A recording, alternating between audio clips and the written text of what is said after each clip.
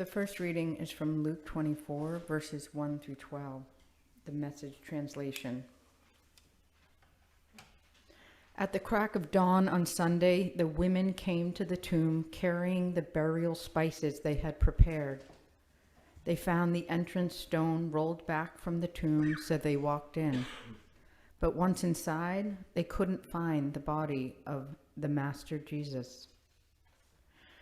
They were puzzled, wondering what to make of this.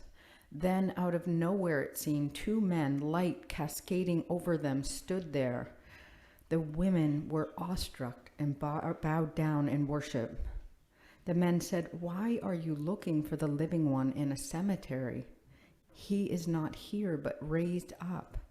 Remember how he told you when you were still back in Galilee that he had to be handed over to sinners, to be killed on a cross, and in 3 days rise up?" Then they remembered Jesus' words. They left the tomb and broke the news of all this to the 11 and the rest. Mary Magdalene, Joanna, Mary, the mother of James, and the other women with them kept telling these things to the apostles, but the apostles didn't believe a word of it, thought they were making it all up. But Peter jumped to his feet and ran to the tomb. He stooped to look in and saw a few grave clothes, that's all. He walked away, puzzled, shaking his head.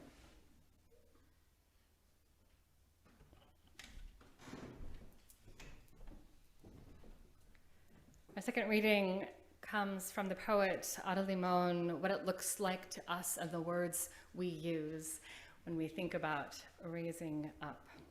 All these great barns out here in the outskirts, black creosote boards knee-deep in the blue grass. They look so beautifully abandoned, even in use. You say they look like arks after the seas dried up. I say they look like pirates' ships. And I think of that walk in the valley where Jay said, "You don't believe in God?" And I said, "No. I believe in this connection we all have to nature, to each other, to the universe." And she said, "Yeah, God." And how we stood there, low beasts among the white oaks, Spanish moss and spider webs, obsidian shards stuck in our pockets, woodpecker flurry, and I refused to call it so. So instead, we looked up at the unruly sky, its clouds and simple animal shapes we could name, though we knew they were really just clouds, disorderly and marvelous, and ours.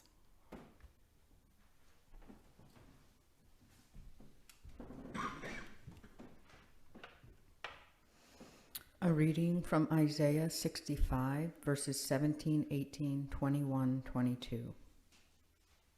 For I am about to create new heavens and a new earth. The former things shall not be remembered or come to mind. But be glad and rejoice forever in what I am creating. For I am about to create Jerusalem as a joy and its people as a delight. They shall build houses and inhabit them. They shall plant vineyards and eat their fruit. They shall not build and another inhabit. They shall not plant and another eat. For like the days of a tree shall the days of my people be, and my chosen shall long enjoy the work of their hands.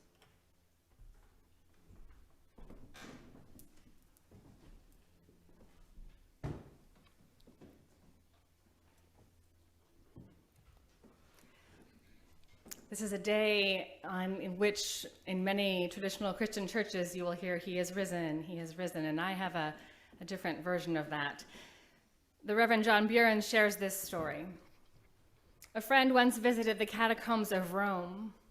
There he found the most ancient depictions were at eye level and showed Jesus the Good Shepherd.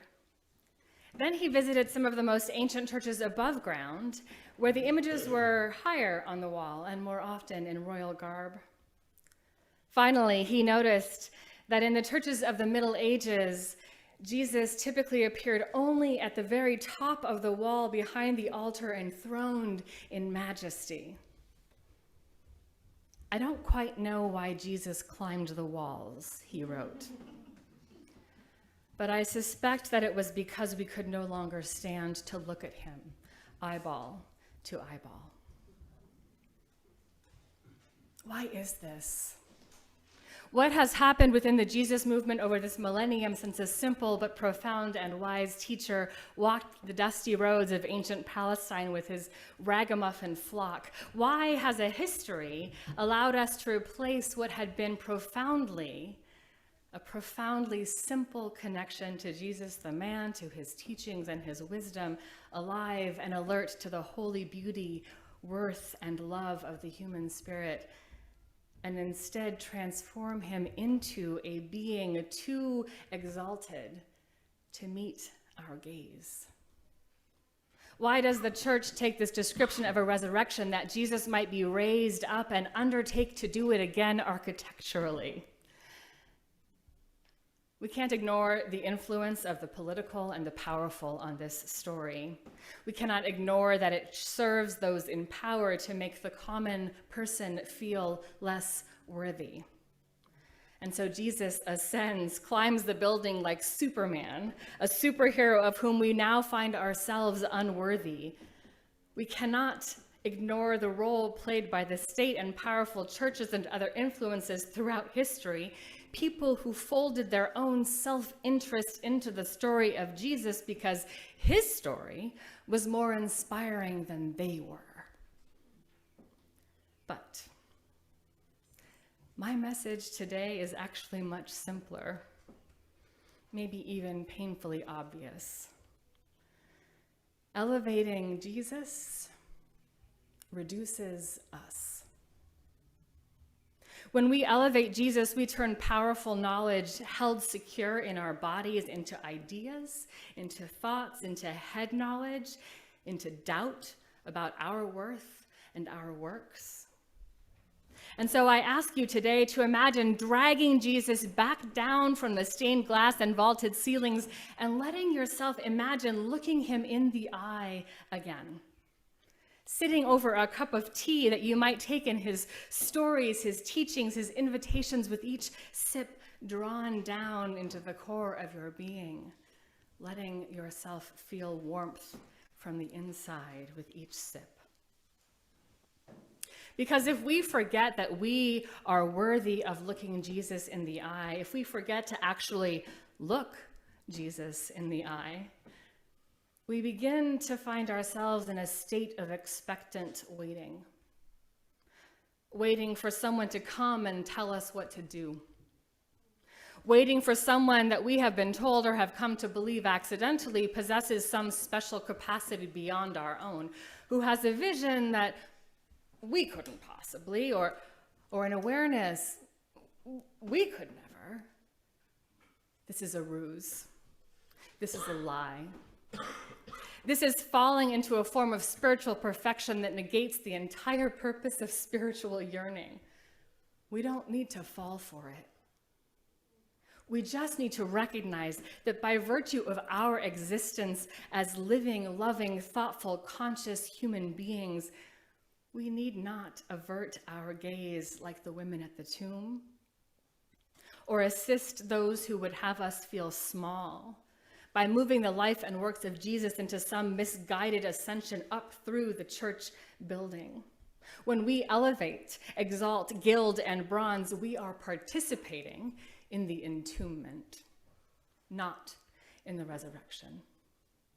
We are taking something living, the vision, the stories, the message, something alive with a humanity that we possess ourselves, and encasing that one life in amber, that we might admire its beauty, but holds both it and ourselves apart. Its message stops right then. As we elevate Jesus, we begin to lose the core of his message. It is locked away behind a stone we believe we do not possess the strength to move. And when we do that, we absolve ourselves of the work that is called for. The message of Jesus is a roll up your sleeves message. It is a pick yourself up up and dust yourself off and get back to work and live lives infused with love and striving for justice message. It is a message of forgiving love and acknowledgement that whatever has happened in our lives thus far, we get to make new decisions every day that bring us into more meaningful connection with ourselves, our spirits, our communities, our sacred world. Whatever happened yesterday does not predetermine the truths we may locate and claim today. Each new dawn is an invitation into a resurrection of our own. We have that power. We don't borrow it from someone else. We don't wait for change to be handed to us by someone we deem more worthy. It's in us. And that, my friends, is not worthy of a powerful reverence, not a distancing, but a drawing close. Reverence for life and love, reverence directed at the messenger, the message, and ourselves as the inheritors and embodied actors of that message in the world as we encounter and live it out today. In a recent conversation between Barbara Brown Taylor and Krista Tippett, Brown Taylor, the Episcopal priest turned academic, said, "These days when people tell me they don't believe in a higher power, it occurs to me that weather is a higher power. And that there are many things around us beyond our control that are greater than we are. And that those will bring you into the presence of something greater than you.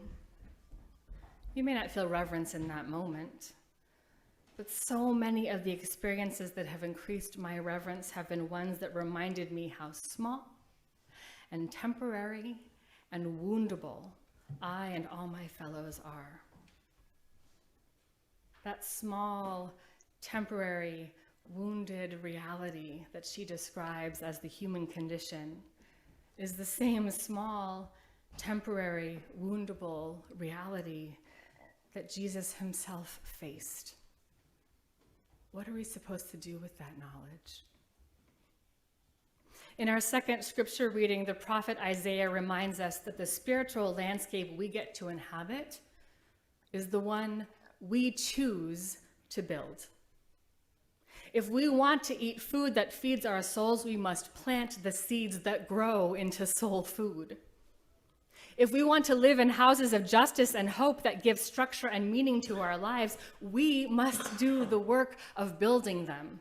No one else will do that work for us. The biggest challenge I see in the suggestion that anyone might have died for my sins is that if that's the case, I have given over to someone else the opportunity to do my own reckoning, my own learning, my own planting and building and meaning making. Isaiah tells us that those who have done the hard work of spiritual planting will be the ones who get to eat. Those who have rolled up their sleeves for spiritual soul building will be the ones who find themselves a home. They shall not build and another inhabit. They shall not plant and another eat. So prescient for the world that was going to come. How is it possible that anyone else, no matter how profound or powerful their spiritual wisdom or maturity or millennia-long influence might be, would be able to transfer their spiritual experiences to us powerfully enough that we don't actually have to do any of that work for ourselves? How is that possible? I say unequivocally that it is not. If we seek to move into and inhabit someone else's hard-won spiritual house, or eat the fruit of someone else's toil and spiritual labor, we lose out. We shortchange ourselves on the chance to build and plant and grow our own spiritual lives. Resurrection is a claim to our own divinity, our own right to stand in the footsteps of a powerful message. It is a recognition that the message of Jesus demands our own action and self-elevation, not a paralysis of perfectionism and self-improvement. The retelling of the resurrection we shared today invites us to reflect on that extraordinary experience of life itself. Jesus' disciples, those who were living alongside him and living in bodies and breathing in oxygen that was flung out of the same ancient stars, had to come to terms with their weakness and their smallness and their inclination to deny or to ignore, their disbelief, their lack of faith in their capacity to carry on a message that had changed their own lives, their fear, their woundability. They looked down. They walked away in silence. And then they had to create their own form of resurrection.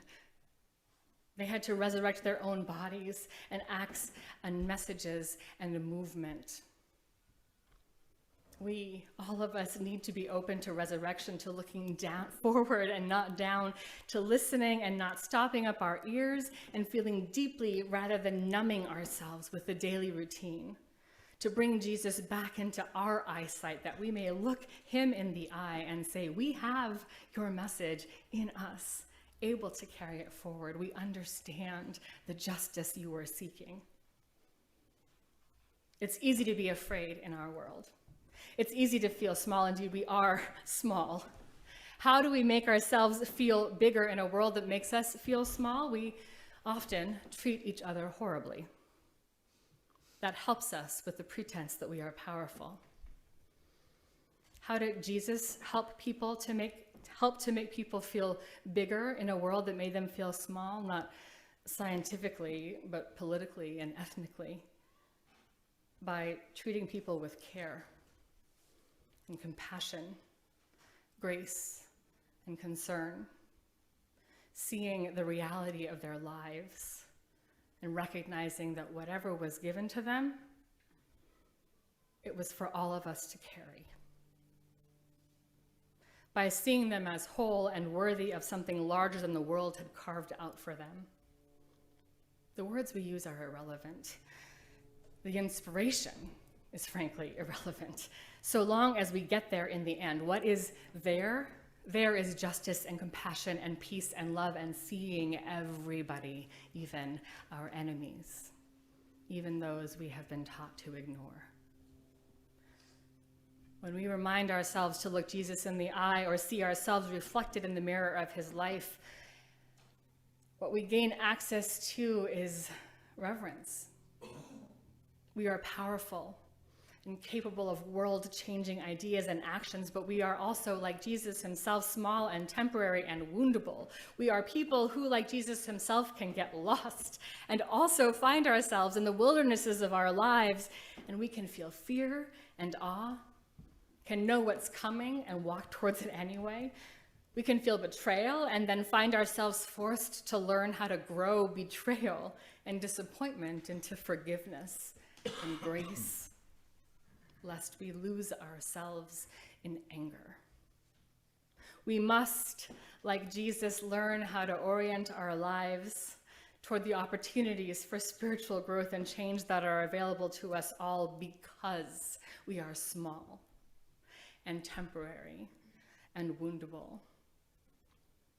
Because, and here's the magic, we are conscious of our smallness. We are the cosmos aware of itself, its enormity, and we are part of that enormity. We are small and big and mature and worthy. We get hung up on tiny theological snags and political or cultural divisions that we make out to be much more important than they are because of our fear that we are small. If we could release that fear, could look Jesus in the eye and see ourselves and our possibilities reflected back to us, we might discover what we're actually capable of. Because the truth is, without us, without our actions in the world now, even Jesus himself cannot be resurrected. Despite being literally small in a cosmos of vast and expanding size, could we drop the harmful narrative that we are small in power, influence, spirit, or capacity for change, for love? Could we look at that world of stars and notice our smallness, but then remember too how just like every single one of the prophets and spiritual leaders and teachers throughout history, we breathe in oxygen and breathe out a world of ideas, an awareness of life and its power and possibility. Could we too claim a resurrection? May it be so. May we make it so. Amen.